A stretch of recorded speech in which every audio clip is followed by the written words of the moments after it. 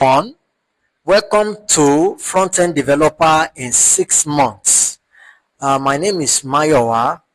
Okay, I'm the founder of IDG's Web Design Hub. Okay, so today we'll be looking at programming language. So first we talk about HTML5, but before we go into HTML5, we need to understand what programming languages are. So now let's dive right in. Now, so the course outlines, we have introduction to programming, we have features of programming language. Now, what is programming? What's programming language?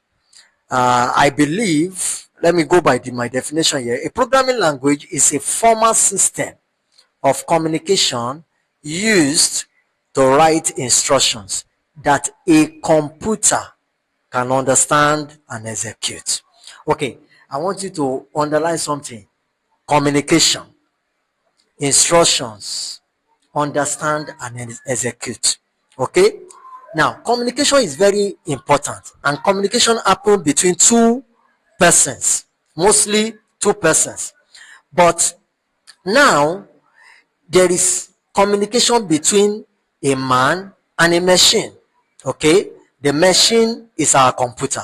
Okay, so the same way, when two persons are communicating, the two persons must be able to understand each other before anything can happen.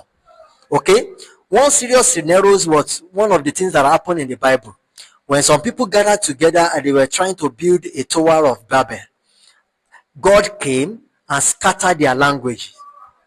They couldn't understand each other, so in the end they couldn't achieve their purpose because there is no communication.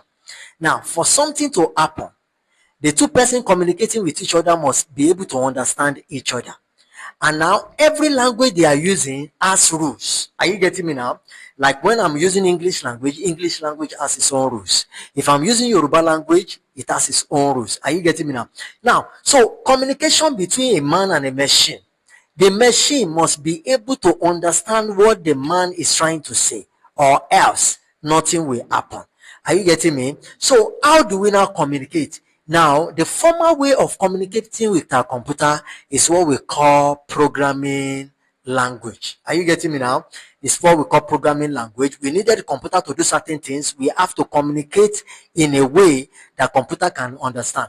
Communication between two persons is just one person A encoding some things, sending it to person B decode it, understand it, then encode its response and send it to person A, okay, so that person A will not decode the response and also understand it. That's communication. If the person that is receiving the word cannot decode, then there will be a problem. Nothing will be done. If I'm speaking to a Frenchman that does not understand English, okay, if I'm telling him to get me a cup of water and he does not understand what I'm saying, he's not going to get me that cup of water because he cannot decode what I'm saying. The same thing with computer. Your computer must be able to understand what you are trying to say before it can carry out whatever instructions you want it to carry out. These languages allow developers to create software, applications, websites, and more by providing a structured way to interact with computer. The structured way follows what we call the syntax. Okay, structured way to communicate with, to interact with computer hardware and other system. So I'm going to pause this video here. In the next video, I'll be talking about the key features of programming languages. Thank you.